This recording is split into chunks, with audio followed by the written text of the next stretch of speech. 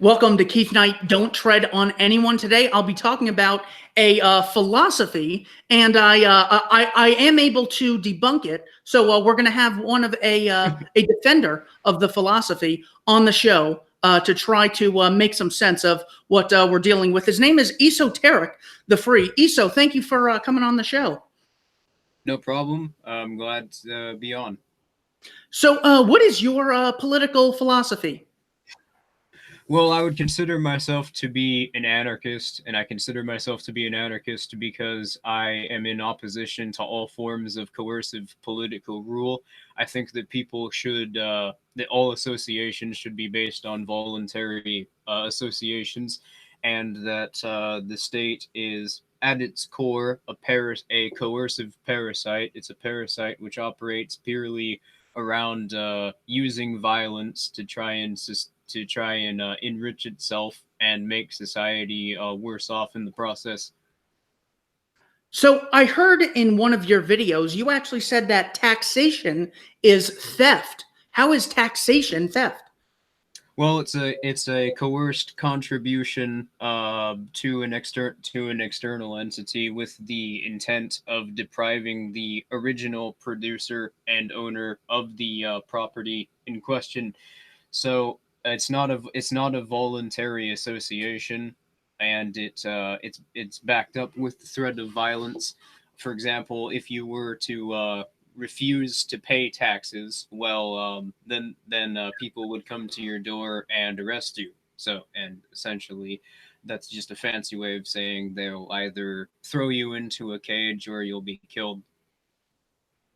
So, but we kind of tried this whole libertarian thing, and see what happens is you get a few people who get a ton of money, and then the rest of us are sort of subject to their will. I mean, we need a government to stop the rich from exploiting the poor.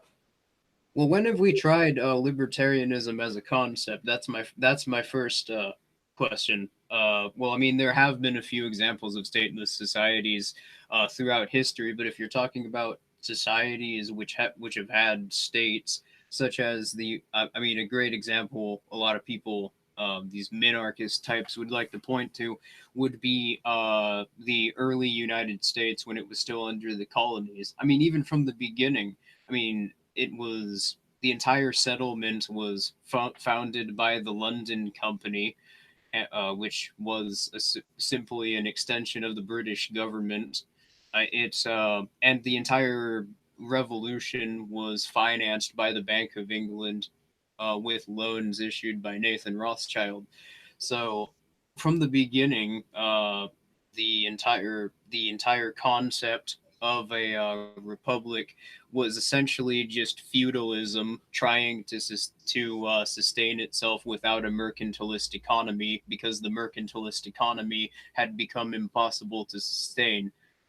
Now, as to if your question isn't about it became impossible to sustain because of impossible levels of debt. But if your question is simply, well, first of all, you'd have to, like, if it's relating to people with based on their income brackets or in the current society. First of all, I don't know where you're getting the idea that the current society is even remotely unregulated. There are 250 new federal regulations on average registered by the Federal Register every single day, and I mean, what is it, like a 1.4% tax cut on individual incomes? Meanwhile, the tariff rate's gone up ridiculous amount. And you'd also have to define what you mean by exploited. I mean, that's a very common buzzword, but what does it mean?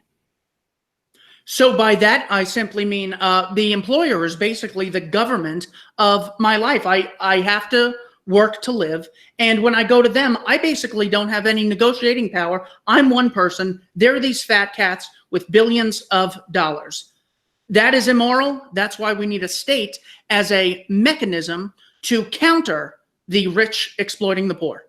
Well, first of all, that's an equivocation argument. A government, at its core, what separates a government from any sort of private association is that it has a monopoly on arbitration.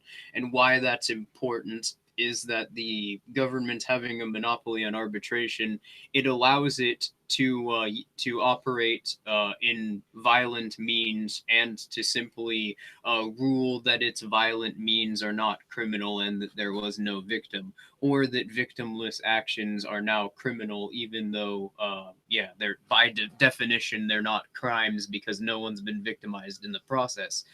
And another characteristic that a state has, which private organizations don't have, is that states are fundamentally incapable of actually producing new resources, while private organizations are able to speculate, and they do even produce, even in corporatist economies like ours, which is another point which I will get into. I mean, a lot of people like to pretend that the United States is this free market, but I mean, I already went over how regulated it is, but even then, I mean, you get into these international cartels like the World Trade Organization or the IMF, which influence banking policy and the trade which occurs between countries. You have essentially like a neo-mercantilist guild system. But I mean, even if we were to get around that fact and get down to the very core principle of what you're discussing, well, first of all, there is no system where you're not going to be put into a situation where if you don't work, you starve. If you don't work, nothing gets produced. The alternative to work or starve, or voluntarily associate or starve, is to literally use force to ensure that someone else provides for you. That's essentially what is being proposed by this argument. Maybe not explicitly, but think about it. If something is materially insured as a quote unquote right, if a right is legally recognized, and that right is dependent on someone else producing something and giving it to you, how is that ethically any different than slavery? By definition, that is slavery. So, if there's one thing I have learned from reading books, it's corporations need regulation. If we as a society don't use the mechanism of government to regulate big corporations, what we'll have is cheaply made food that could make people sick. Even if it's just 1%, that's 1% of people who are suffering from products. Or they'll make cheaper cars and people will die. So it doesn't kill their bottom line, but it really affects the 1% of people who are negatively affected by this. So the fact that corporations need regulation is why we need a government, essentially. Do you not agree? Well, the fact that corporations exist on their face is as a result of regulatory capture, because that's what regulations exist for. The regulations are by no means a form of consumer advocacy or a means to actually create better quality products. How you create better quality products and services is to actually allow for more private speculation, and how you allow for more private speculation is to have more resources in the economy. What regulations do is they drain the resources which exist in the economy by making it so that producers don't actually have as many resources, because they have to spend so much more artificially because of the state's regulations. Just there's no real argument that these types even propose for how regulations are supposed to make uh, workplaces better, other than just pointing at certain things and creating a correlation causation argument, which is absolutely absurd. But I mean, in a free market, but yeah, how you create the most resources and the most innovation is have the freest possible market which can exist. That doesn't mean necessarily deregulation policies. No, that means get to the absolute epitome of human action, where people are associating simply based on what interests them the absolute most. That could be that could be working for wages, but in a free. But the thing is, as I touched upon earlier, in a free market, you have these things which are known as diseconomies of scale, where a firm simply gets too big to be able to sustain itself because it has so many different departments spending on accumulating more resources and actually managing that. It essentially gets to a point where it's unable to manage what it has. So corporations are purely government constructs which exist as a result of government legislation and subsidies. Now, if we have a corporation operating, or really just any group of people, it really benefits them to get the most amount of money they can. To hell with the environment, to hell with other people breathing air and future generations. For the sake of the environment, can't you admit we need a government for that? No, because what happens when you nationalize the environment is you experience a phenomenon known as the tragedy of the commons, which essentially what that is because there's actually no material incentive in sustaining the environment on the land. It's essentially just treated as a strip mine, and all the resources on it are harvested. And we've seen a particularly terrible example of this was the Black Sea, when it was occupied, when Russia was under the Soviet Union. They just simply straight up dumped nuclear waste into the Black Sea, and it eroded so much of the water that to this day it's still polluted, and like the water is thick. It's almost like ooze. But I mean, a particularly terrible example would also be Lake Karachay, also in the Soviet Union, where they did the same thing the Soviet government did, and it got so bad that the lake simply evaporated because of all the nuclear waste. And in like 1966, a dust storm picked up, which gave like 500,000 people radiation poisoning. So But you're, I I I'm wasn't. sorry. I'm sorry, I wasn't done. But yeah, you want as much land and as many resources as possible privatized and operated competitively, because if they're not privatized and operated competitively, then you get that problem. But if they are, you get more people efficiently using the resources, and you also get yeah, you get these resources are sustained because people actually have an incentive to sustain them. A great example would be in the U.S., for example, the logging industry.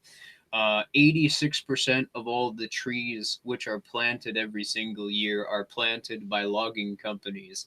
Uh, Another 9% are planted by tree farmers, like the people creating orchards. So, I mean, the government has very little to do with actually creating forests or sustaining trees. The reason that there are so many trees is because there are companies with who own this land, and well, they own some of their land, and they have a vested interest in ensuring that there are going to be logs there. And the same rule applies for any other sort of industry. The fact that so much of U.S. The land in the United States is nationalized should really be concerning, just like it should be in any other country for those who care about the environment. I want to approach this from a different angle. Let's say a factory is making goods and selling them to consumers, but I'm not one of the consumers. I suffer from the smoke the factory produces. It comes onto me. This is an externality. This is what you have when you have your free market utopia. A and B make an exchange, and C has to bear the cost. To stop the factory and consumers from exploiting C, we need a state. Well, first of all, I mean, ignoring the fact which I'd previously pointed out that the state is bogging down into the factory's ability to innovate better standards into the marketplace. Another issue with that, well, for one thing, there is no real problem there, because if you actually can demonstrate that your property or that you've been damaged, that you've been defrauded by another producer, then yeah, you would in a stateless society be able to possibly go to arbitration and demonstrate that you've been defrauded, especially if the product is not what you intended that it would be. But again, companies are disincentivized from operating like this, for the sheer fact that when people are associating with when they're working for companies which have poor standards and don't pay as much, then they're incentivized to go to competitors. And if companies produce poor quality products, then consumers are not going to buy those, especially, or that they're simply just going to go to their competitors. So here's one thing Teddy Roosevelt understood. You people obviously are unable to. When you don't have a heavily regulated market, here's what you get. You get monopolies. You get the Carnegies, the Rockefellers, the Vanderbilts. They become robber barons. If you can't outcompete these people. What you have is one company who just buys up all your options, and then we're left with no options. We're left with like a Twitter or a Facebook or Standard Oil. Thankfully, the government came in and they broke these monopolies up. I mean, I haven't heard such good news since Assange was arrested for putting our men and women in harm's way. So monopolies and robber barons. Can I finally get an explanation of how you libertarians can't even recognize the legitimacy of a state in the face of these big, gigantic corporate monopoly robber barons? It's hilarious that so many people point to the Gilded Age or the mid to early 19th century as an example of this just completely unregulated free market in the United States. Every state had their own railroad commission, and I mean, most of these industries, hilariously enough, where these robber barons actually took up a significant portion of the market share, they weren't buying up competitors. What happened is the state was coming in and not allowing people to compete with them, or they were going to the state and complaining about people competing with them, claiming that they're undermining the market, which that leads me to my next point. Antitrust laws.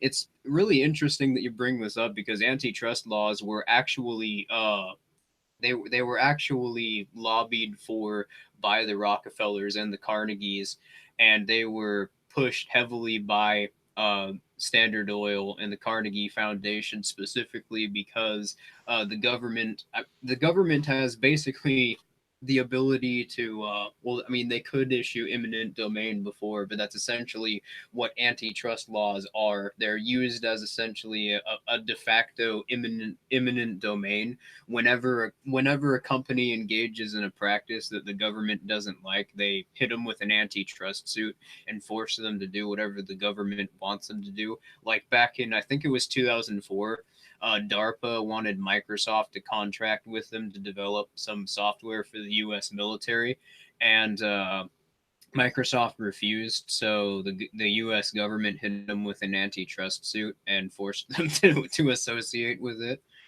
So, but also, I mean, I'm sorry, I forgot where I'm rambling. I've been up for like 16 hours. I'm on coffee right now. So how about when they pretty much let the free market just do its thing, and we had the Great Depression, and then Roosevelt brought back some stability in the economy until the corporations bought off more politicians and Roosevelt got out. And we then had the savings and loan crisis. Then we regulated it back under Clinton, and then they deregulated and had the recession of 2008. The Great Depression, S&L crisis, 2008 recession. Perfect examples of why we need a state for when the market, when you let it do its own thing, it goes awry. We need a state to either step in and assist the issue the free market created, or we need a state to regulate and stop this from happening in the first place with these greedy goddamn bankers. What happened in every single one of those cases was as a result of interest rate manipulation on the part of the Federal Reserve. I mean, there are some regulations in there which didn't help things, such as the Smoot-Hawley Tariff Act in the case of the Great Depression, and the Community Reinvestment Act in the case of the 2008 recession. But yeah, in these cases, these were all bank runs which were created as a result of artificially low interest rates. And the problem is that this creates an excess of bank credit, which incentivizes banks to give out loans to people who can't afford the loans, and this creates an excess of debt. But it creates the signal of the market signals, which would signify significant development in the economy, because it shows that there are a lot of new product being produced and sold, but there's no actual resources being accumulated by anyone. It's all just debt. And this creates a bank run once people eventually realize that there's no actual wealth in the economy and it's all just pure spending. Another thing you anarchists like to ignore is foreign policy. You love to just throw this under the rug. When we are attacked, just minding our own business, such as Pearl Harbor, such as 9/11, we are viciously attacked. And instead of recognizing the legitimacy of a state to respond in proportion to the aggressors, the anarchists say, oh, no government, just let people attack us and never do anything. Aren't World War II and the events of 9/11 perfect examples of why we need at least some government? Well, first of all, the anarchist response to provocation is not just let people do anything. The response is that that a military, a national security force, quote unquote, is not efficient, or well, it's not necessarily ethical. But the main response is that decentralized community defense is a lot better. And even if you were to get in, even if you were to accept the official 9/11 story, or how the US got into World War II, which I'm not even going to get into that. That's an entirely different discussion. But I mean, if you were to accept that, FDR was advised against, it was his direct orders by which the Navy moved all of their ships into Pearl Harbor and had them stationed there, which he was openly advised against by all of his lower commanders, by all of the people who were actually supervising the Navy. And 9/11, it's on record that the FBI, at the very least, knew about the plot months in advance to it actually happening. So, I mean, and that's just assuming, based on, that's just with state intelligence. I mean, if you had actual competitive security firms, probably would have been known about years in advance in both cases. Isn't it funny that the government's there to protect us, and when they don't, the solution is give them more power, not not starve them from resources. On World War II, Pearl Harbor, Day of Deceit by Robert Stinnett exposes the McCullen Memo. McCullen Memo is also the title of a video I made. As far as 9/11, you can see my video, Propaganda Analysis, Criminal Conspiracy Theorists. Were you done with that point? Yeah, thanks for mentioning that. But I mean, what I was gonna get more into community defense. One of the major problems with national militias or nationalized security firms, also known as police, is, I mean, aside from the fact that, well, because the state operates around a monopoly on arbitration and can simply do whatever it wants, so these organizations operate more as enforcers rather than operating for their stated intentions, particularly the military operating as enforcers for international cartels like OPEC and the IMF. A big part of the problem, just practically, with the national military is that you have a centralized structure, which makes it incredibly easy to combat because, for one, you would have a sort of centralized strategy. You have one strategy which you're operating around, which that makes it incredibly easy to combat. Community militias and people who are simply defending their property out of self-defense. First of all, they don't really have an incentive to actually go out and coerce other people for the interests of some firm or some international cartel. But also, there isn't any centralized plan, there isn't any centralized command structure. So if someone were to attack a township or a general area, and the people are, well, first of all, that would essentially be them declaring war against every single person who's in that area, and good luck with that. But also, they'd have absolutely no way of facing that because you're up against thousands of security firms and tens, hundreds of thousands of people living there. So essentially, as far as you're concerned, as a centralized organization, that's just you against hundreds of thousands of individual people operating with their own individual plans. One other thing that that comes to mind when I think of the many reasons we need a state is child labor. The images that I've seen of child labor are so disturbing, and the fact that you don't even care about it, I really think you might be mentally ill. We had a Child Labor Legislation Act, courtesy of FDR, rest in peace. Franklin Roosevelt outlawed child labor. Now, if you had your way, we'd still have kids working in mines. Can you at least see why us civilized people support things like child labor laws, and that's why we need a government? Yeah, that's a false correlation. Well, first of all, there's just no correlation, period. The United States didn't have child labor laws until the mid 1930s, and yet there's a significant decline in child labor starting in the the turn of the 20th century. Like 1895 is when it really starts.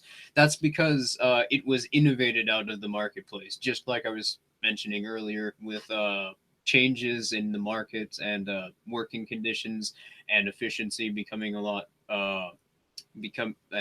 production becoming more efficient and cheaper.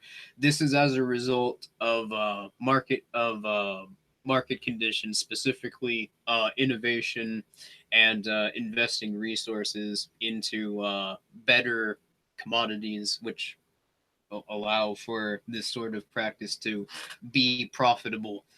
But yeah, if you actually look at the figures for child labor, they were declining at a pretty consistent rate up until child labor regulation in the 1930s, where, funnily enough, it sort of evens out. It sort of drops off. It starts declining at a much slower rate. So there's a relatively decent argument which you could make that child labor laws actually, cemented some of the child labor in the marketplace. But I mean, there are other countries which have this identical trend, which have an even stronger correlation with the state causing, which have an even stronger data point, which suggests that the state is the cause for conditions worsening, and would cause a decline in the innovation of child labor out of the market. Italy, for example, didn't have child labor laws until the mid 1960s, and they were having this identical decline starting at the turn of the 20th century. Then, in the late 1930s, Mussolini came to power, and a fascist economic model, a fascist centrally planned economic model, uh, became the new standard in Italy. And as soon as that happened, there was an immediate spike in child labor, which correlated with the time period which Italy was a fascist state. And immediately, once the fascist state fell apart, child labor started to decline again at an identical rate. The thing is, there are many countries which child labor is outlawed, like Bangladesh, for example, to this day. But there is a high prevalence of child labor in their workforce because these countries are essentially little mini Stalinist Soviet unions. They're all centrally planned economies, and there is no industry. There's virtually no private speculation outside of the state's monopolized firms. Generally, how these countries work, especially the ones in Africa, is the state will grant land monopolies to one or two companies to essentially strip mine all the resources. Now, I see poor people and I want to help them. So I believe in a welfare state. Under this anarchist society, you wouldn't even have a welfare state. Why? What's wrong with helping the poor?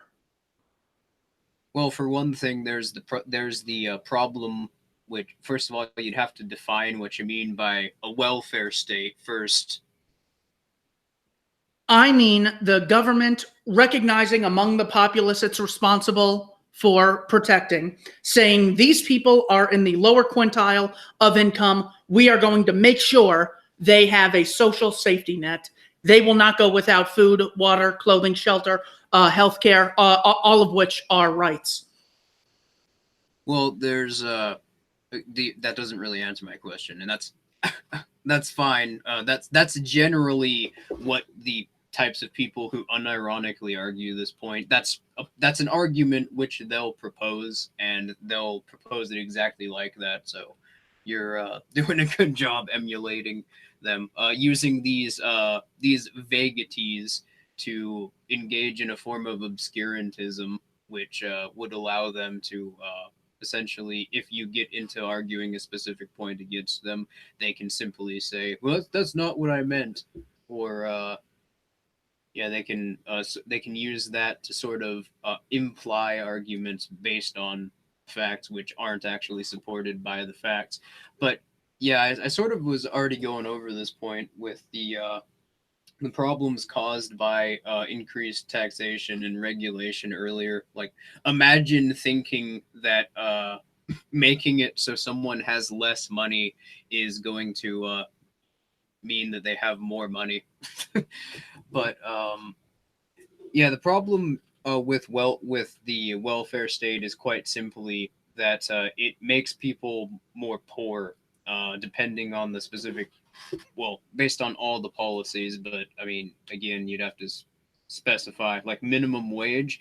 Well, minimum wage was specifically designed to create more poverty.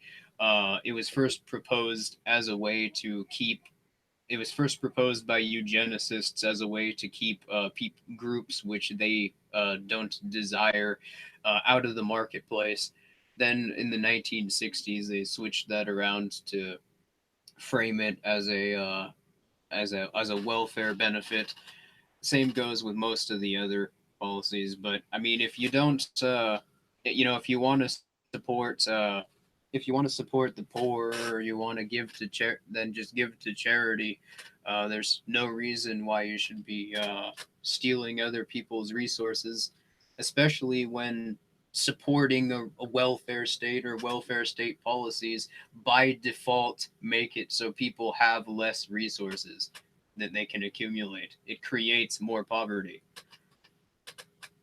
There are basically two ways we can get services in this world. One is through profit, and the other is through public service, us working together. What is the obsession with profit seeking rather than doing what's best for the populace at large that you anarchists seem to have, and it's why you don't like government?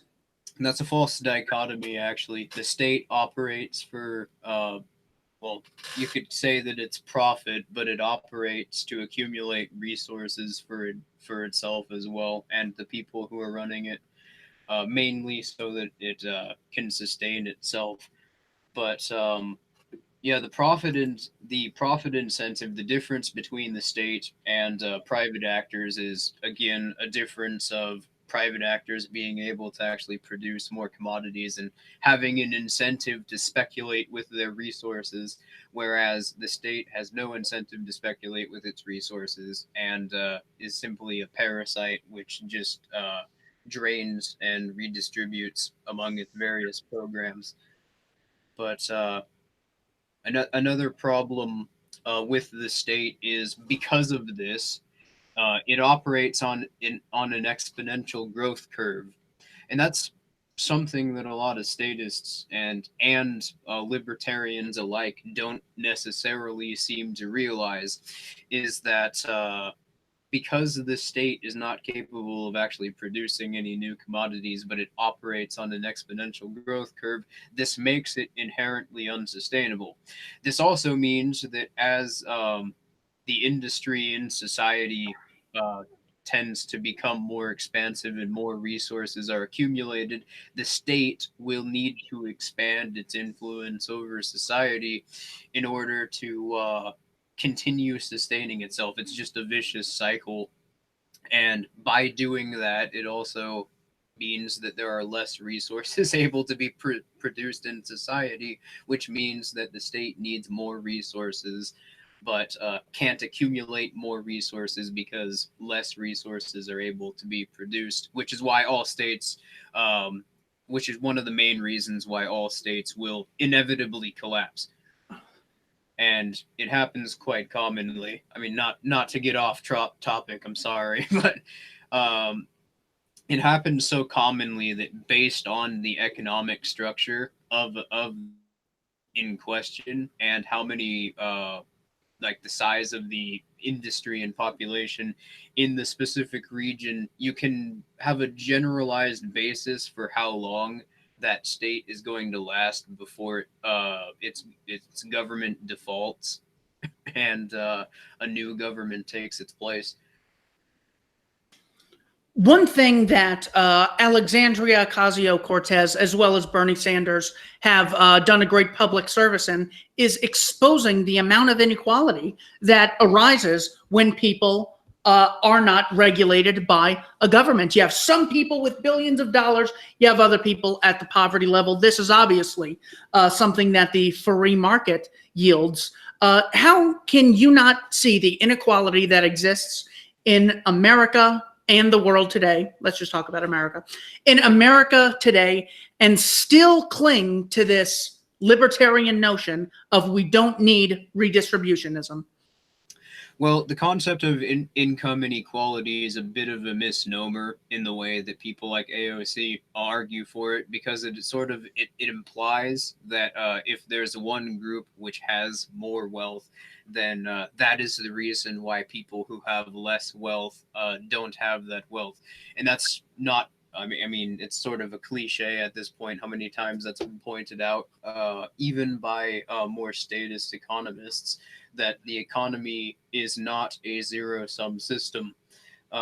As well, people become more wealthy or less wealthy based on the resources which are available and which are produced in the economy. If there are more resources produced in the economy, then there are more opportunities for people, and there's more wealth which is generated.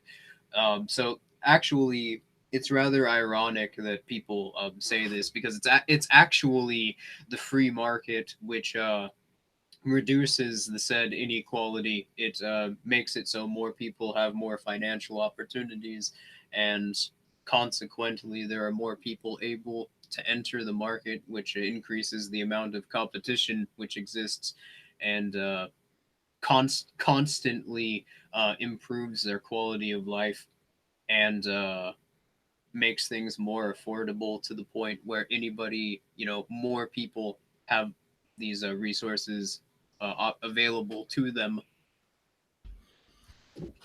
I really wish one of you guys would pick up a history book. I mean, without, for example, labor unions, we would not have the proper working conditions that we see today: air conditioning, places to sit, shorter working hours. Can't you, can't you give up this philosophy for the sake of the benefits of the workers and the necessity for unions? I did tell you before we started streaming that answering one of these questions was going to answer like 5 others. But yeah, this I have essentially the same answer for this that I have for a lot of the others, which is that screaming at your boss because you don't like what he's doing is not going to change anything. Same goes with screaming at the government.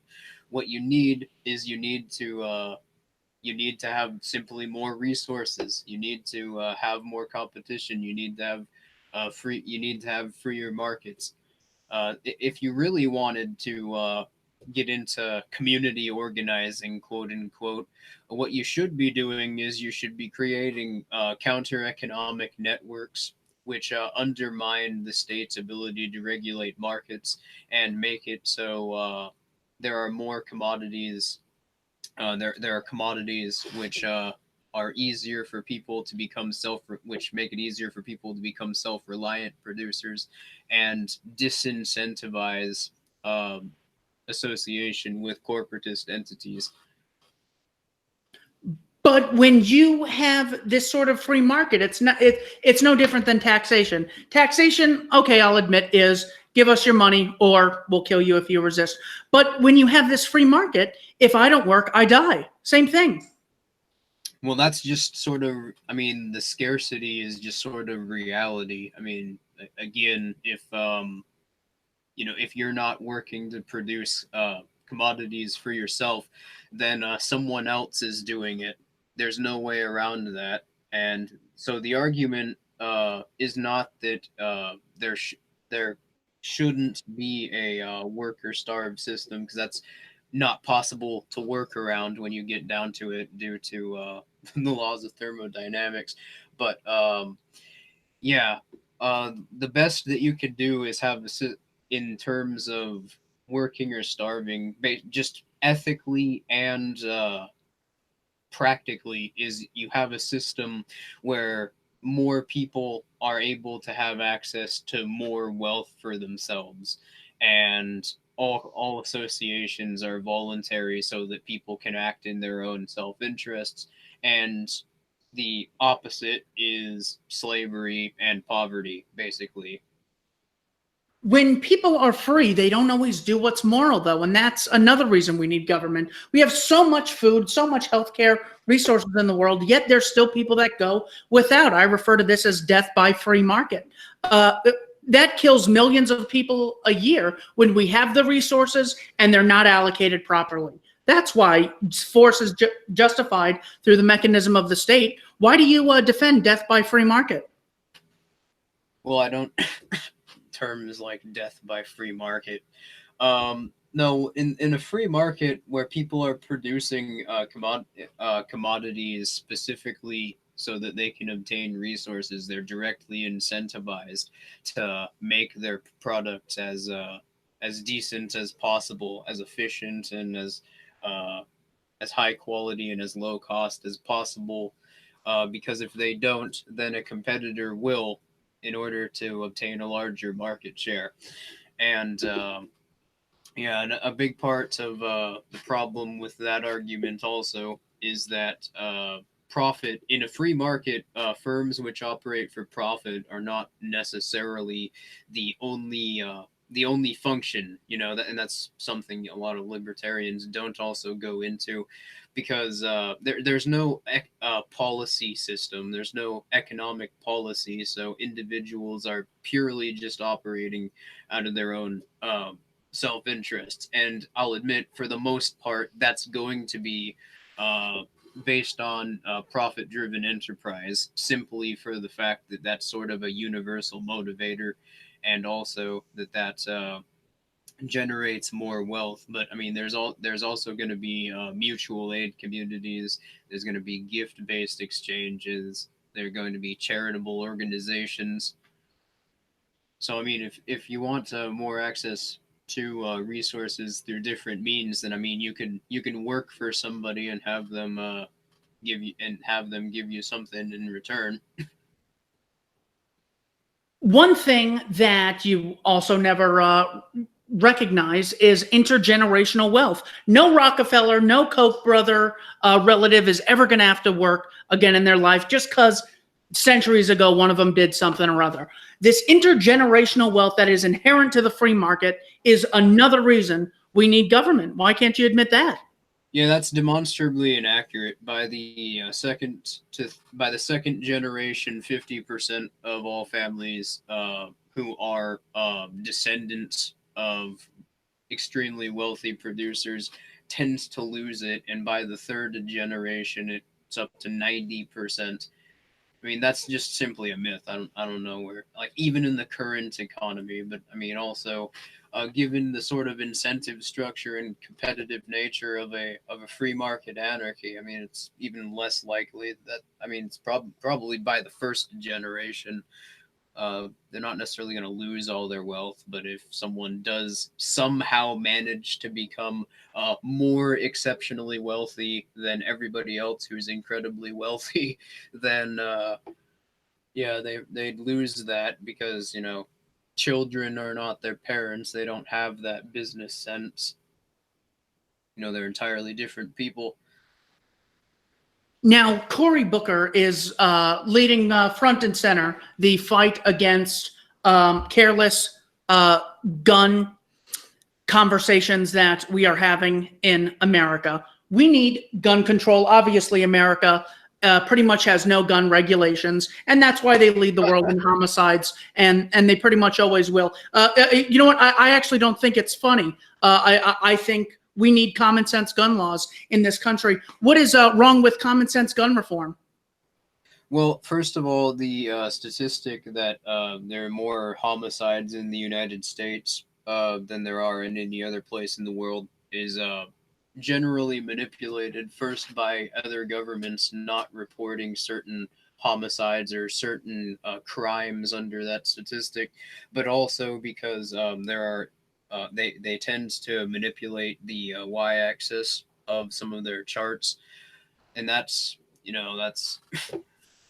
obviously going to create skewed figures. But it's hilarious that a lot of these gun control advocacy organizations cite, they claim that there needs to be like CDC figures on this. Well, the problem is there are CDC figures. It's just that they show pretty much the exact opposite conclusion, which is that specifically in areas where there are more guns, and where there is more gun ownership, there is less crime. There are about 500 million recreationally owned firearms in the population, and in the areas with more firearms, there tends to be lower crime rates.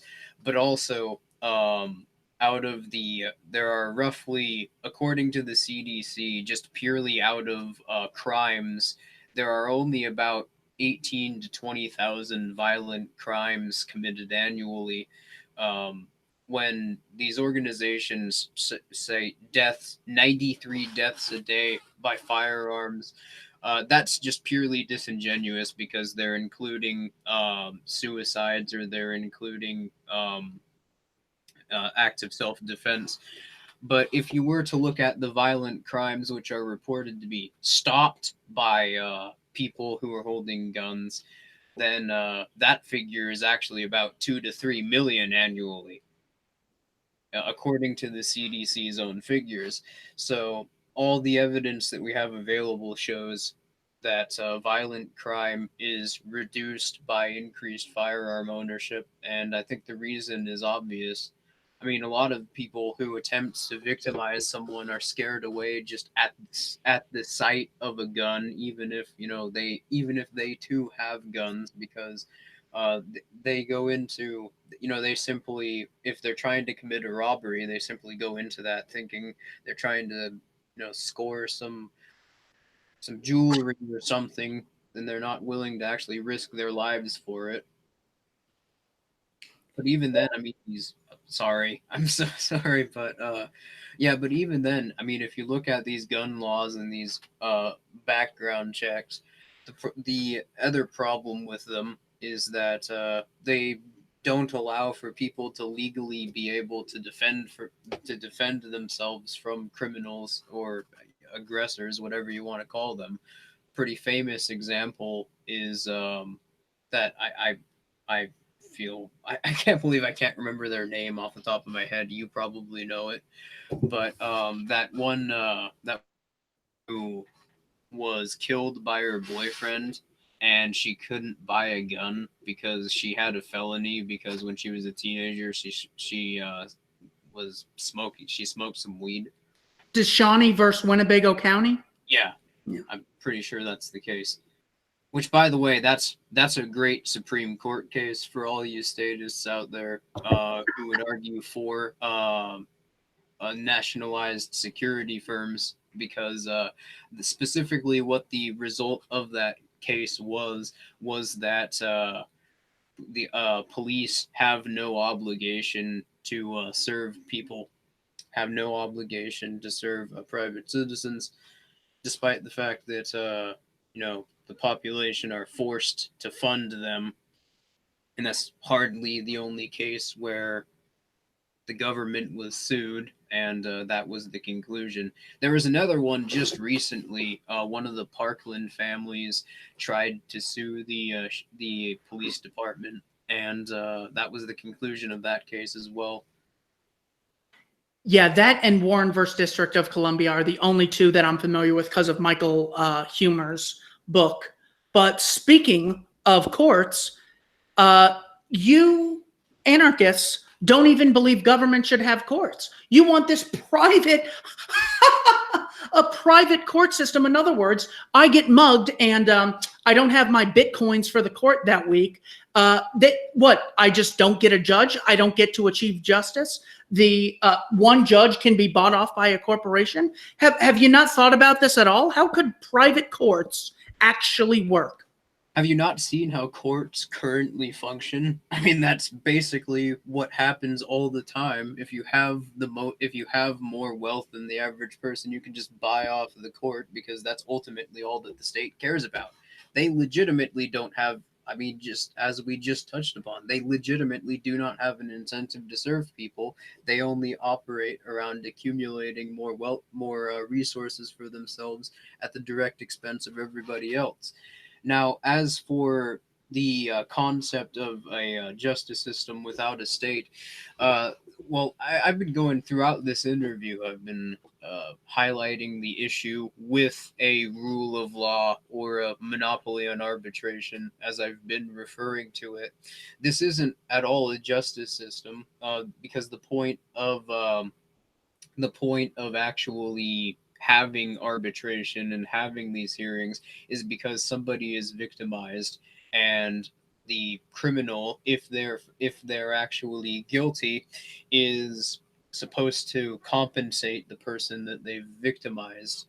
And yeah, in the current society that we operate in, you don't have that. What you have is the state looking for ways to enrich itself off of people who are in court. Some of them haven't actually even victimized anyone, But even in cases where there is a criminal and a victim, it's not about actually compensating the victim. In fact, that's almost never taken into consideration. It's just about putting the person in a cage so that the state can collect more revenue from the person who they've locked up. So it's the point of crime is supposed to be to compensate the victim, and you have absolutely none of that in a monopolized system based around the model of punitive justice. Now, the other problem, as I've touched upon as well, is that in a society, in a state arbitration system, because there specifically is no legal competition to the state is simply allowed to make up its own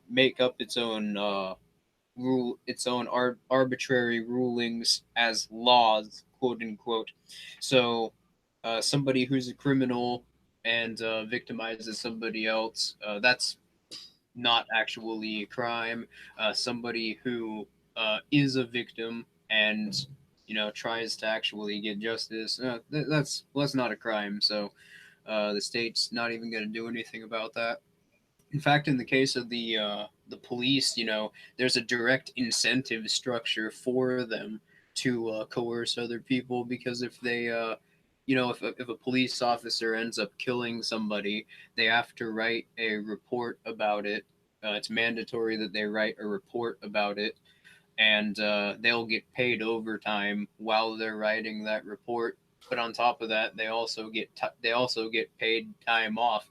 The only time where this isn't the case is if it's a particularly high profile incident, because it happens to be something which the media can politicize for a greater agenda on the part of the state. But oh, sorry, what were you gonna say? I was going to attack the foundation of the non-aggression principle and show how inconsistent it is. I'm curious, would you initiate violence against me for breaking into your house? I'm just going in there to sleep. I'll be peaceful, but I'm homeless, so I need a place to sleep. Would you initiate violence against me? You don't have a right to you don't have a right to my property. I mean, it's really that simple. Would you steal to save your life?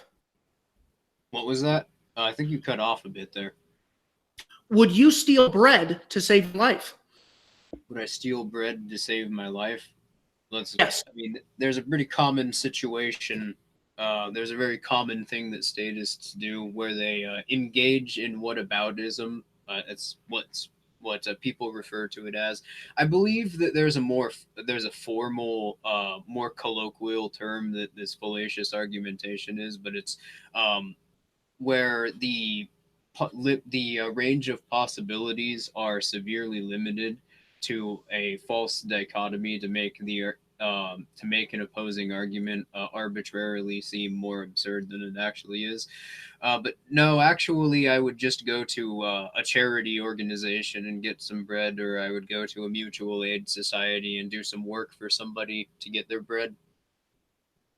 So we have, let's say, private fire departments, and they see a house and they go to put out the fire, but then they realize that this person's auto pay didn't come through this month, and they let the house burn because they only care about money. Is that the society you want to live in? Another great example of whataboutism, because it assumes that the only fire departments which are going to exist are ones which are not only operated for uh, around profit, but also operate around a subscription system, even though the subscription system model is clearly inefficient and doesn't really work out for that very reason. No, it would really, in that case, it would really just be more a bill, even if we were to assume that this fire department was operating around um, a profit model. Why, for that exact reason, unless they're specifically advertising to planned communities for whatever reason, uh, that would more or less just alienate a big chunk of the market and allow competitors to come in and do their job for them. it seems more logical and profitable that they would just create like one-time bills if they were to come and put out a fire. They send someone a bill a couple of days later, and yeah, that way the job gets done and they still get paid. There's no reason for that subscription service unless somebody actually buys the subscription service. But you know, there's no real reason why that would be the only way that they could collect money. You look through everything through this lens of individuality, as if every man is an island. We're not. We live in a society. The society has to have rules. We have to cooperate. Why is this libertarian cult obsessed with just the individual and totally rejects the idea that no man is an island and we as the collective have to work towards common goals? Yeah, that's a straw man argument. No libertarian, myself included, rejects the concept of actually associating with other people and working with them for common interest. In fact, you know, that's essentially more or less just what a market or a society is. But no, the argument which libertarians make is the distinction between group rights and individual rights, and this is an important distinction to make because only individuals can demonstrate inherent characteristics which can only be taken from them through coercion. For example, freedom of speech. Well, that's a right because well, people can speak, and the only way that could be taken from them is through an initiation of force, and speaking is a non-violent action. Um, Freedom of association. Well, both people involved are expressing their right to self-determination, to create a contract or work for one another. So, yeah, the only way that can be infringed upon is through an initiation of force. Whereas statists, such as yourself, would argue that rights are something which can be given to people. That's the only way people can have rights, is if they're given by some external entity, which first of all that creates a that creates a problem which sort of assumes that individuals can sort of be themselves but also something else simultaneously. That's a very blatant consistency problem with that argument. But also, as noted earlier, that would require slavery to be taken to its logical conclusion. And that's essentially a state of legal privilege and not actually something which can be demonstrated as an inalienable right, since it's also not an inherent characteristic, and it requires suppressing someone else's rights in order to actually uh, exist, to actually be systemic. Now, in order for me to get around, for anyone to get around, to engage in trade, to see your family, to live some sort of life that has quality, we have to move. And in doing so, we have roads. To have toll roads or private roads is to say, you better have $10 or you can't cross, and you're just stuck in your house and you'll basically starve to death. What is wrong with government providing roads for free, and how would they work in the absence of a state? Well, also, sorry, I was just looking up something really quickly. Well, first of all, that's another argument which assumes that the only way that roads would exist is toll roads. No, there are people who exactly for that the reason you just expressed have a direct incentive to actually build roads so that they can travel and so that more people can travel to them.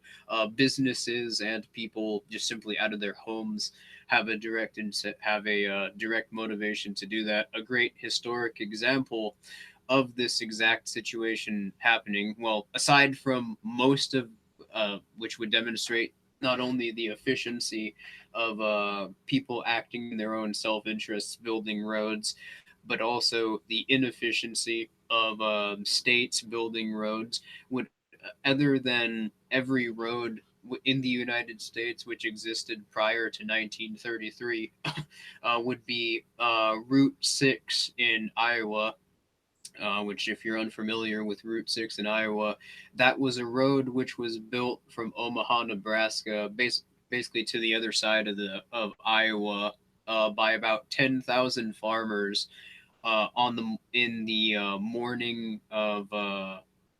I'll have to look up the exact. I mean, you could look up the exact date. It's sort of escaping me right now, but it took them a single hour in one morning in 1918, and a group of 10,000 farmers were able to construct a highway which stretched for over 350 miles. 1 hour in 1918. That's all it took, and they built a highway. Whereas I'm sorry. Whereas I have city workers who are outside of my house refurbishing a curb which already existed, and they've been out there for 3 days, and they haven't even filled in the cement yet. Okay. Without government providing education, only the rich would be able to really understand the world as it is and really get an education. I want everyone to have an education. Why, in the absence of a state, how would the poor get educated?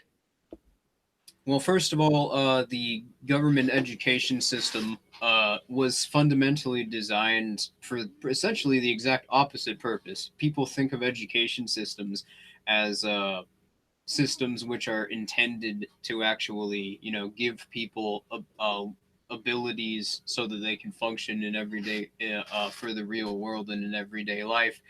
But it's a well established fact that the model which is adopted throughout not only the Western world but a lot of these developed countries is it's based on something known as the Prussian model, which was developed specifically so that people who are in government schools would become not educated and not given, taught how to learn and taught how to function in their everyday lives, but they're taught how to be obedient to authority figures and are discouraged from actually taking initiative. So that is, I mean, if you, I would argue that everybody should certainly have education, but if you look at historic literacy rates prior to the existence of this model, go back to like even like 16th century Britain, everywhere it's under when most people were under apprenticeships, they had higher literacy rates than even first world countries do today. A perfect example of an unregulated industry. So we could actually look at this on a small scale before having to apply it everywhere, would be in America, the healthcare industry. Basically, doctors can just charge whatever. Pharmaceutical companies can charge whatever. Insurance companies, no, I don't feel like we want you to live this month. You're not profitable. How would healthcare get provided if this free market were really allowed to reign free, as it pretty much is now? Well, first of all, healthcare is absolutely not an unregulated industry. It's probably the most regulated part of the economy. But I mean, since 1918, there was a study which was conducted by the Carnegie Foundation, and there was a law passed consequently, which was also lobbied for by the Carnegie Foundation, which prior to that point, doctors didn't need extensive medical school and licensing to actually practice, and everything was just fine. You could pay for healthcare out of pocket at that point. In fact, the healthcare insurance industry didn't even exist until 1925, and it came into existence specifically because of that law. But And then if you go like later to the 1960s and some of the laws which were included in the New Deal program, those have just inflated the cost further and made things more expensive further for the sort of rule that we were talking about earlier, where regulations can only increase the cost of production because they take resources and wealth out of the economy and create artificial scarcity. But it's gotten even worse with like literally organizations like the FDA essentially just like in order to actually create a new medicine or sell a new product advertised for medicinal purposes, you have to go to the FDA. The FDA can simply reject it entirely, or in most cases, the board of directors for the FDA will grant patent monopolies to whichever company they favor. A great example would be silicone in 1994. In April of 1994, there was a case where two companies were trying to get a patent because it's illegal to sell anything for medicinal purposes without approval from the FDA in the U.S. And there were two identical companies which were trying to sell this identical product, and one of them was favored a 7-2 vote. The other one was rejected, obviously. So yeah, essentially, you have sort of I mean, it's essentially a mercantilist model of healthcare. So, sort of the same thing that you'd have for all industry, but in a feudal economy, but you have that in the US. The last thing that you want is more regulation and more state involvement in the US healthcare industry. But don't we need things like licensing for electricians, for people to drive cars, for people to give surgeries? No. As demonstrated in the healthcare prior to the existence of licensing and the legal requirement to go to medical school, they still had anesthetics. A lot of the cures for diseases came out in the late 19th century. So, yeah, people were receiving quality care, and that the reason why is because licensing laws actually create artificial scarcity. That's a big part of the reason why costs went up so significantly, because there were less doctors that were fully capable of actually practicing medicine, and were able to actually treat people, but they were restricted from practicing medicine. So yeah, there were fewer doctors, price goes up significantly. And now, since there are only a couple of companies which are licensed by the FDA or any of these other patent monopolist branches of the US government to trade their medicine, yeah, you have even more artificial scarcity. But if you had more resources and wealth, I mean, not which would require getting rid of licensing laws. Not only would you have more people able to practice this, so you'd have, but you'd also have more competition. So you'd have more resources accumulated. So you'd have better quality products, and you'd have them for a lot cheaper. A great example of this would be specifically with chest paddles or defibrillators. Up until like the 1980s, they were just completely controlled by the state, but essentially they became completely deregulated. But at that time, like, there was no regulation on defibrillators. But at that time, they were attached to walls. Basically, they were completely immobile, and they only existed in doctor's offices, but now defibrillators are portable and are so small that they can be carried around in someone's purse. Now, I don't want to live in Babylon. And by that, I mean, I don't want a society where people are using crystal meth, where they're being totally lazy, where there is no regulation on drugs that are simply to curb people's appetites or to, to get them high. It's not even for curing them. Meth, heroin, cocaine, marijuana, probably the worst one of them all. I'm curious why you can't just recognize drugs are bad for people. They lead to bad consequences. We need a government to have, call it a drug war if you want. That's fine with me. What's so wrong with that? Well, first of all, even according to, even your own government doesn't have issues with selling a lot of these drugs. You can find opiates in a lot of products which are sold and approved by the FDA and prescribed by doctors, with amphetamines as well, and a lot of these anesthetics which are found, which are derived from ketamine or MDMA.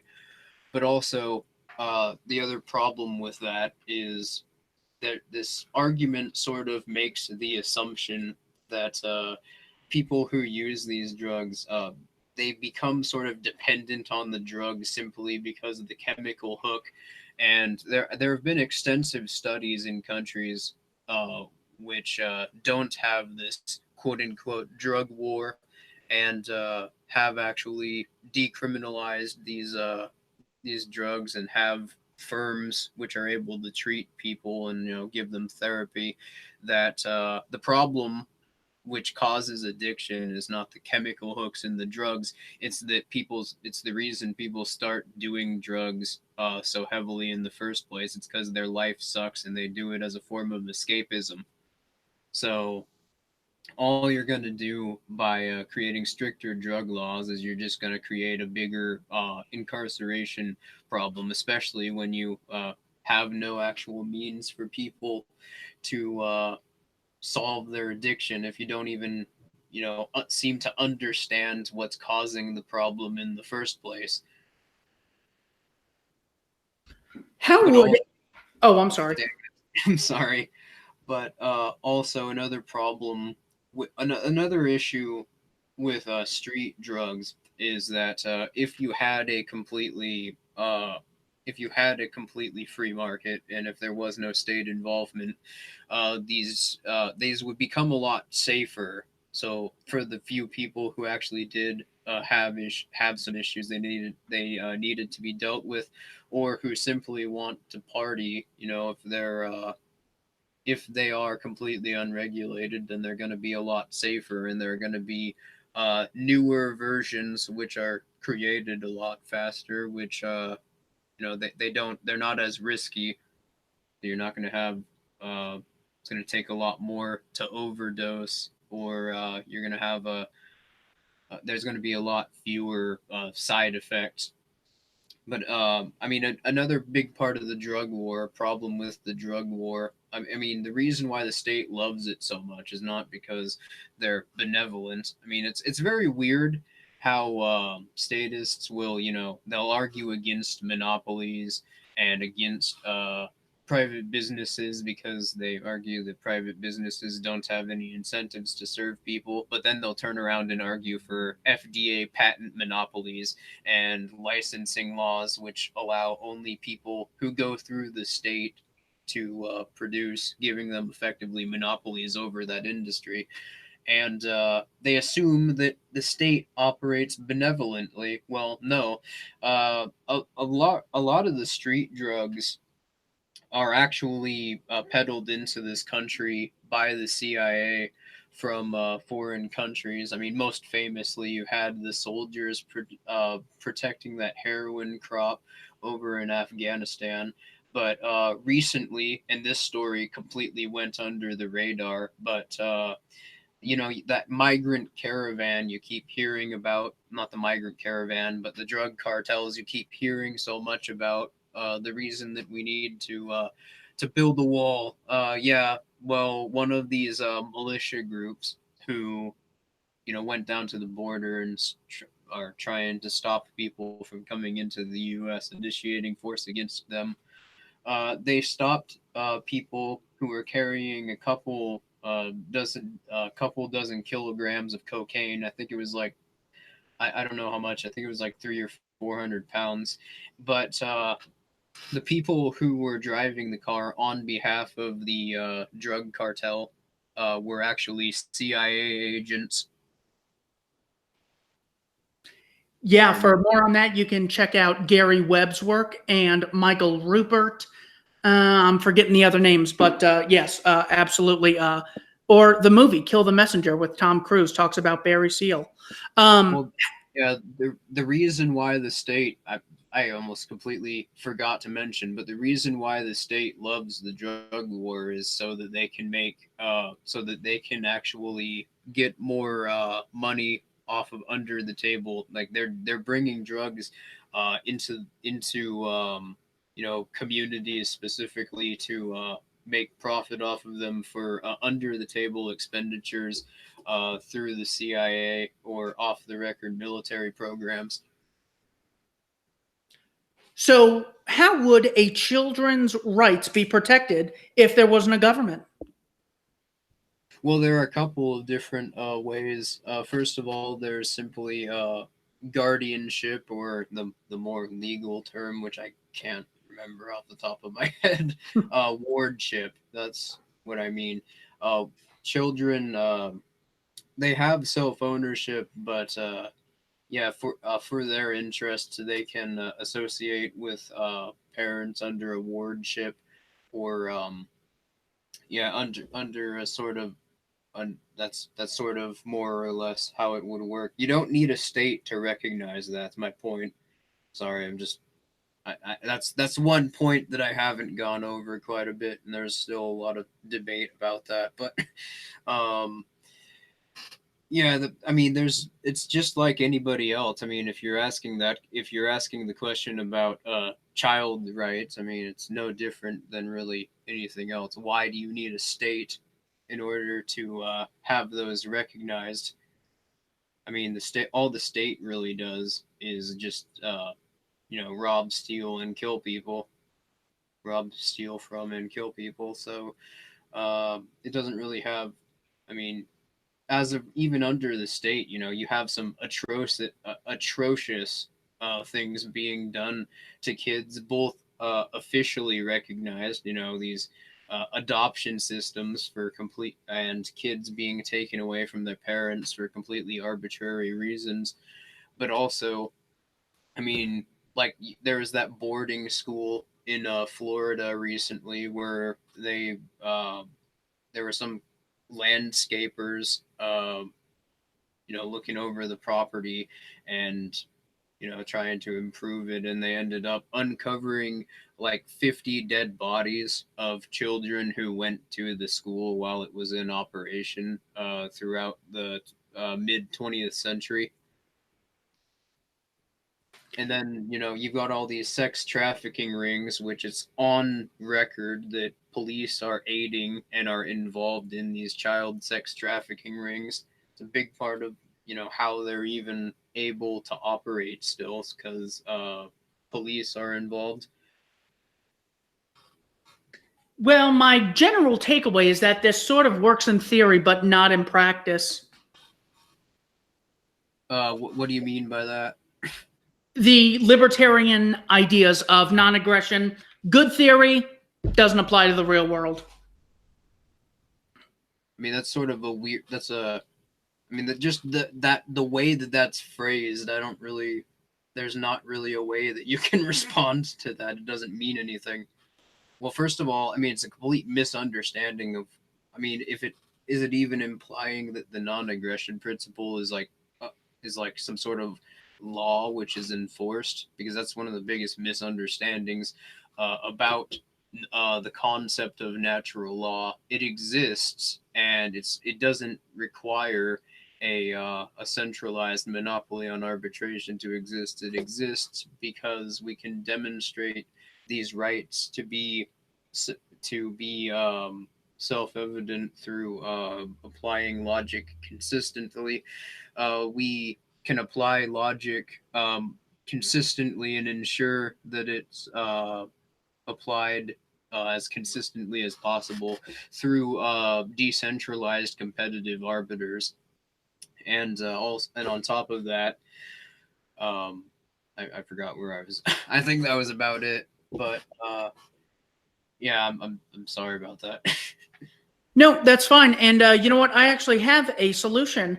You guys, at any time, are free to move. You obviously don't appreciate the society you live in. You're like basically critical theorists criticizing everything around you without really being appreciative of fire department, roads, police services, military protecting us abroad. Why don't you move?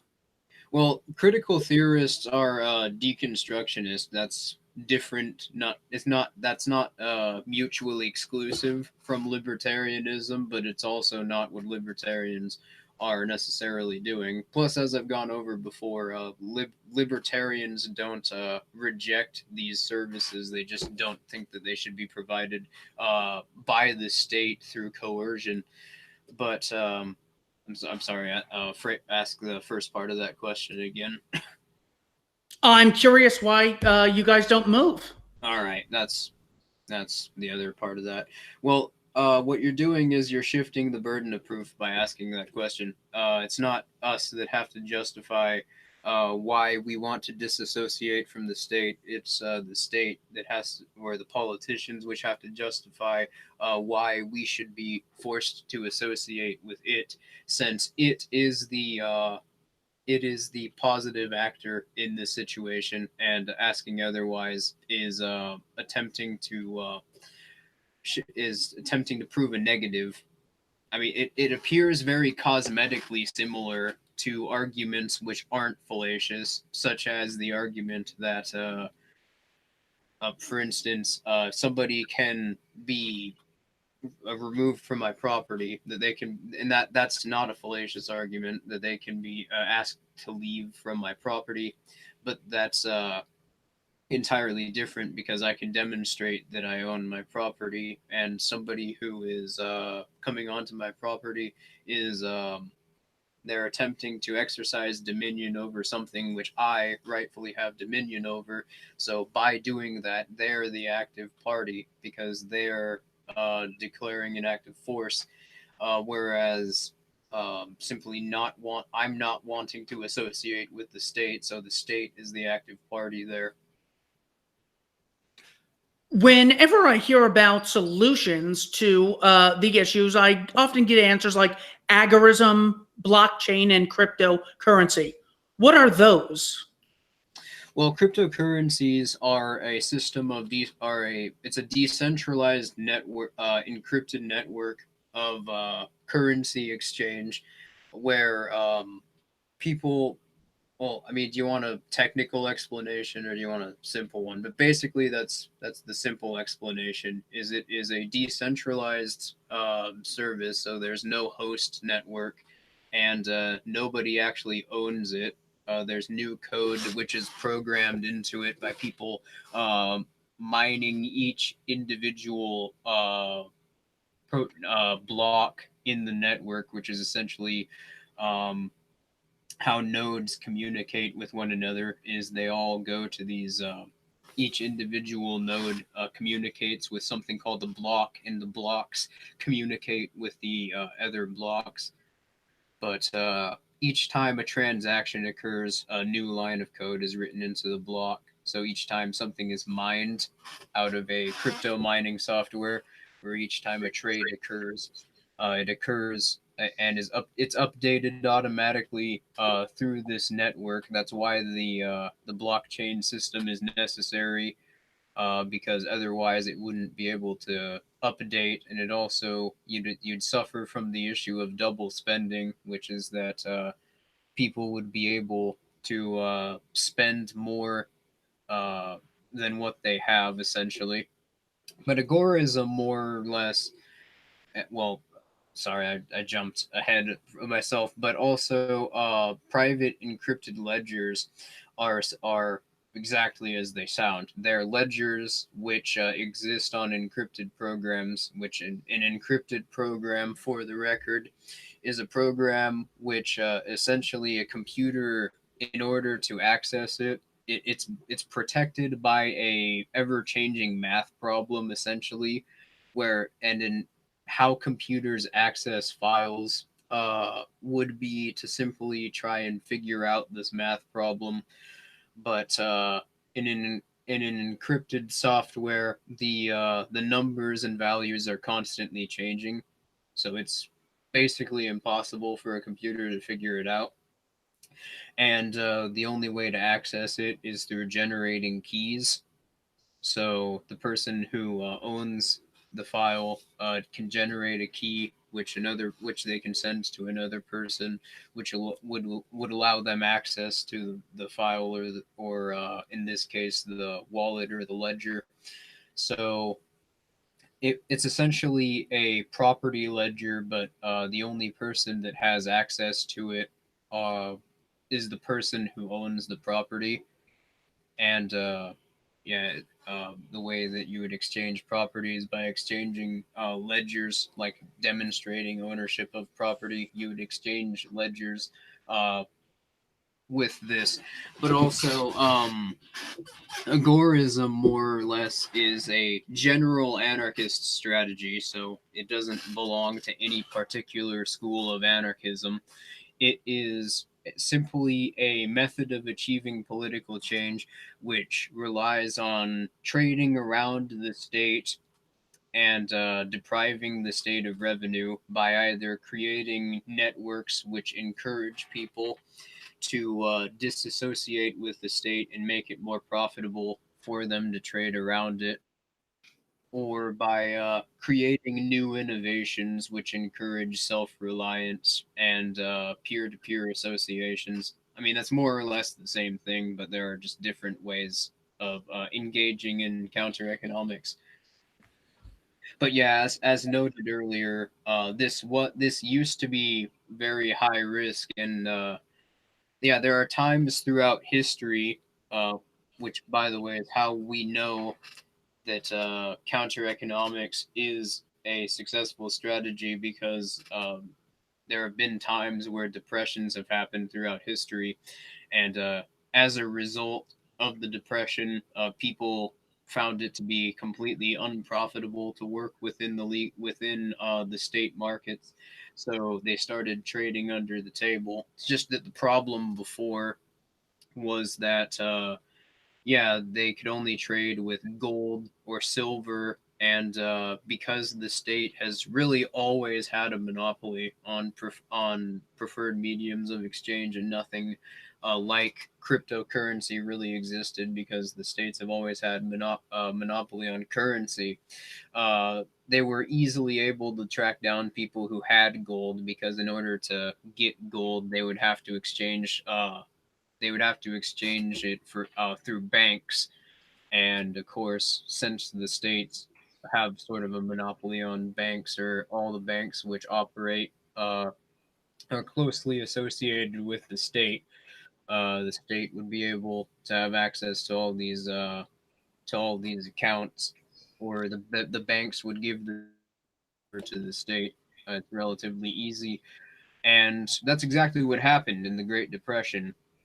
People traded around the state, and this became such a problem that Executive Order 6102 was filed, which had the federal government confiscate 90% of all the privately owned gold assets. But that's what's different now, is that now we have encrypted ledgers, and we have cryptocurrency, where it's not actually possible to regulate trade, because it's not possible to know who is trading. I mean, there are multiple countries where cryptocurrency is outright banned. My favorite example is China, because China has banned it. They also have this social credit system, and despite that, they have the largest crypto market in the world, so didn't really do anything. And I mean, there are people trading cryptocurrency in prison now. I mean, it's becoming more preferred than actual money. What they'll do is they'll have their crypto addresses written down, and they'll exchange that to people, and contacts on the outside will use it to exchange their money. It's actually becoming it's becoming more preferred than dollars, because it's easier to conceal those transactions because there's not actually money laying around.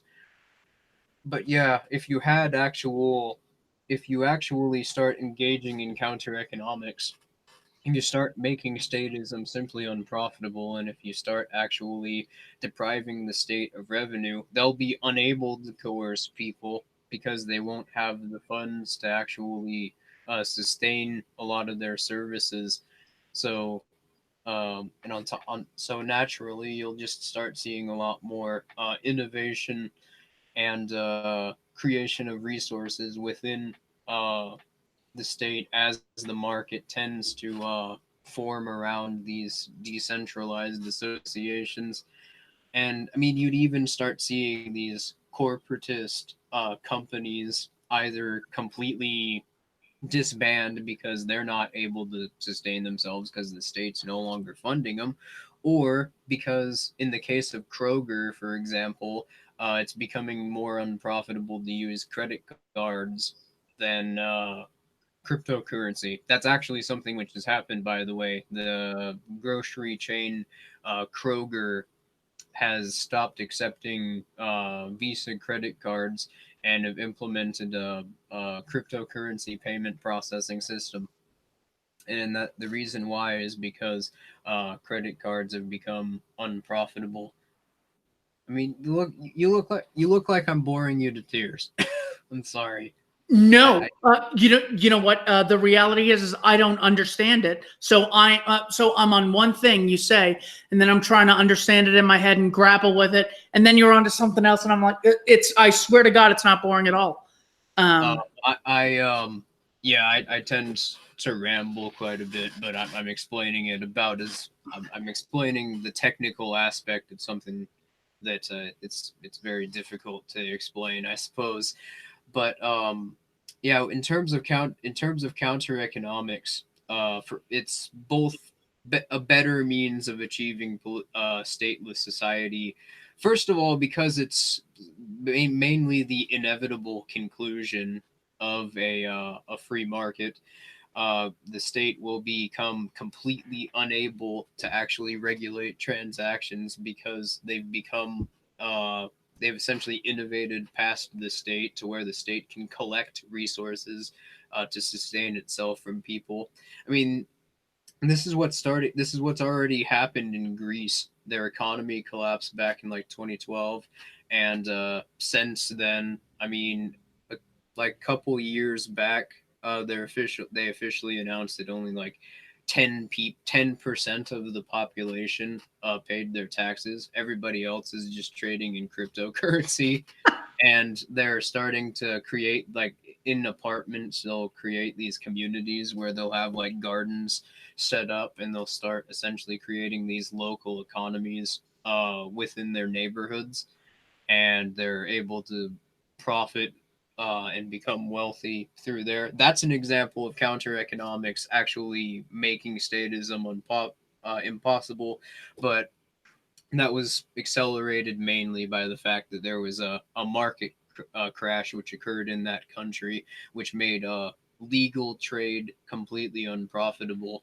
But yeah, you're starting to see this occur in Greenland as well. There wasn't a market crash in Greenland. It's just that there are so few people there that the state was never able to actually accumulate many resources in Greenland to begin with.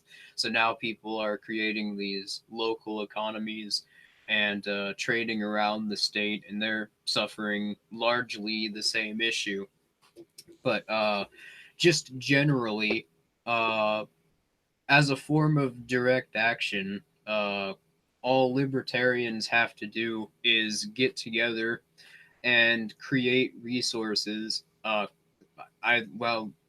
Either a network or a firm which doesn't associate with the state, or new innovations which make statism more or less impossible and make it impossible for the state to fund itself because everybody is becoming more wealthy and obtaining better products in the new agora, which is formed, the new counter market, and because of private ledgers and cryptocurrency, it's not possible for the state to track trade. You don't even necessarily need a market crash or a small state to have this. It can happen in the United States, and it slowly is happening, as I've pointed out. But I mean, on top of that, it doesn't really help matters for the U.S. that you've got this like massive amount of debt, and there's also this coming market crash, which is about to happen. There's this giant bubble in pretty much every industry. But yeah, sorry. Oh no, Yeah. I know you understand this probably better than anyone else I've spoken with on the show. So please, on this topic, go on as long as you need. But yeah, but that's a big part of the reason why I reject incrementalism or any sort of insurrection. Incrementalism more because it doesn't actually accomplish anything. It first of all, it recognizes it, or at the very least, it accepts the concept of political authority as being legitimate and coercion as being a legitimate means of achieving political change. And that's a big no-no ethically. But also, yeah, the people who advocate for incrementalism they don't seem to understand how states operate. They seem to have this idea that if a population were to vote on a certain thing, they seem to completely momentarily forget that the state is a monopoly on arbitration and would either completely just manipulate the election or would simply refuse to enforce the law. But also, yeah, so that's another problem with that. But also, practically speaking, incrementalism is not a viable political strategy. You have to convince half the population, or 40 to 50% of the population, to completely reject statism in a society where you have this government education system built around making people unquestioningly obedient to authority figures.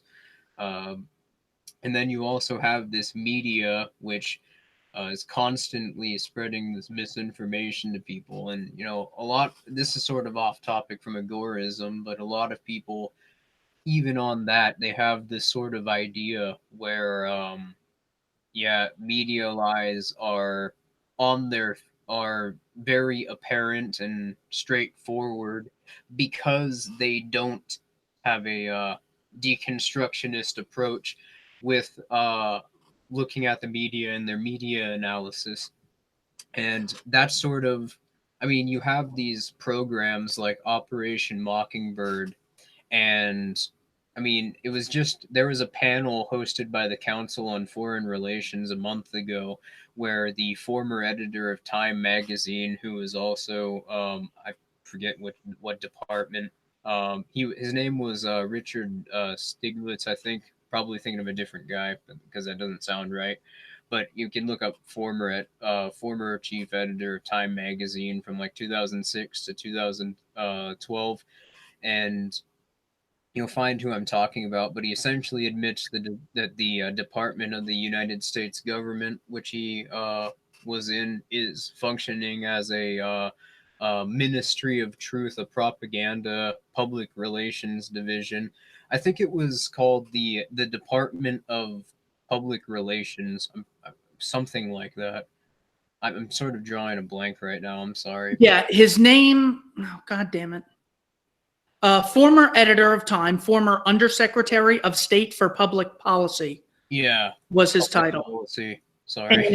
And if you want to watch it, it's CFR, Love Domestic Propaganda. hashtag propaganda watch by Corbett Report. The reason you got to go through that is because they unlisted the video once people started clicking on the link to unlike it. So you have to go to Corbett's video to find it, to find the full footage. Interesting. But yeah, that panel, which was hosted by the Council on Foreign Relations, it was intended to be talking about fake news and combating fake news. But they essentially admitted to something which I've been trying to warn people about since last year. I noticed it, but something which they refer to as a master narrative. So I'm going to refer to it as a master narrative as well. And what a master narrative is essentially, because the state has complete control over the media through programs like Operation Mockingbird, COINTELPRO, and they have this division of the U.S. government which is explicitly intended to write their media narratives. Everything which is in the media operates for the interests of the state, even though how they're presented and how each specific media outlet is cosmetically different from one another.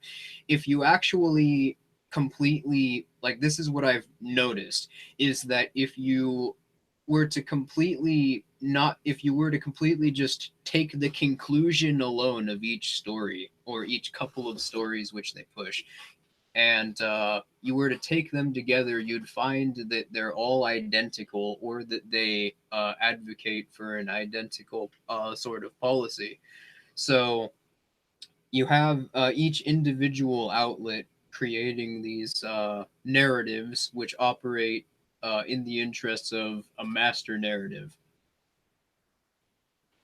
And that's one clever way the state has been able to disguise its propaganda. A great example that I'll give you is Republicans and Republican media outlets like Fox News or Breitbart will argue that increasing tariffs, the tariff rate, and creating more tariffs will they're good for the economy. But, well, what do tariffs actually do? Well, they create artificial scarcity. Outlets like CNN or MSNBC will argue that increasing the marginal tax rate will be better for the economy. What does it do? That creates artificial scarcity. But in both cases, how they benefit the state is that they create more revenue for the state at the expense of the producers within society. They're it's literally the exact same thing. It has the exact same effect, but they're advertised differently. So you have each individual narrative, but they're working together for the master narrative. Yeah, that is great material. Thank you. So let's say you have a 30-second to 2-minute message you want to give all statists, the one that I could send to them all. What would that 30-second to 2-minute message be that you would want all statists to hear? Well, I'd gotten completely off topic with my media analysis, but the getting at, first of all, was incrementalism is a flawed strategy because it expects most of the population to turn into anarchists or libertarians, and that's not realistic in the current society.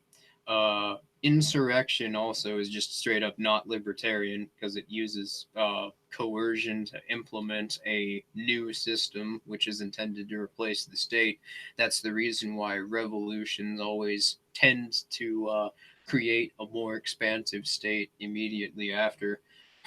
But so my last message to people, which I think that I should make, is that instead of actually sitting around complaining, what you need to do is, if you don't like the state, and if if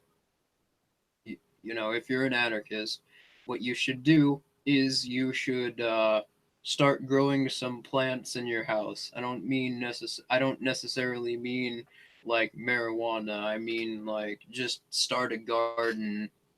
Just start, go down, make some homemade gunpowder or something, make some homemade bullets, get a 3D printer, and get a filabot. I mean, it's complete, or start doing freelance labor for people, and on top of that, do everything you can to also deprive the state of revenue without actually associating with them or giving them anything. If people were to start doing this, creating as much as they can to counter the state, then we would already, if people were to do that, then we would already have a free society. We would already have a society without a state, because the state would have been unable to fund itself years ago. So give me one or two or three books you would recommend to, I guess, everyone, statists and anarcho-curious people alike. Well, if you want a explanation of agorism in detail, I think Konkin is hands down probably the best author on the subject. He has two books. One which is just talking about agorist strategies and the demonstrable economic effects which trading around the state has on society. That's in the Agorist Primer, but he also wrote a book detailing the corruption within the Libertarian Party, and why associating with the state is not a viable strategy, and why agorism is superior, in his book The New Libertarian Manifesto. Now, as for a just a complete argument which would trash any skepticism of anarchy, by which I mean it would completely refute all the arguments which statism are fundamentally based upon, would be No Treason, Chapter 6 by Lysander Spooner. No Treason itself is it's a book, and each volume, which they're separated in individual books, but it's about why secessionists during the Civil War shouldn't be tried with treason. But Chapter 6 is a refutation of the legitimacy of the state and the social contract, particularly the social contract argument. And it is hands down probably the best writing on the subject, which still exists to this day, and it was written in 1860. He also wrote a short pamphlet called Natural Law, The Science of Justice, same author, Lysander Spooner, which, if you're more interested in the concept of being able to naturally demonstrate rights, I'd recommend that one, because again, it's really simple, but it's probably one of the better works on the subject, aside from maybe Bastiat. Even though Bastiat's not an anarchist, he wrote a book called The Law, which was about being able to explain objective ethical standards through deontological logic. All righty. Well, Esoteric the Free. You can find all of his info in the description. I have his Gab, his Minds, his BitChute, and his YouTube channel in the description. Check him out. He does some great videos, both solo and with Filthy Heretic. Eso, thanks so much for coming on. No problem. I'm usually not this rambly, and since my videos are scripted, I generally don't, get caught up in my words. So my videos are a lot better in terms of presentation. It's why we need to legalize crystal meth, so no one's ever tired again. Yep, I'd agree with that. Take care. Thank you guys so much for watching.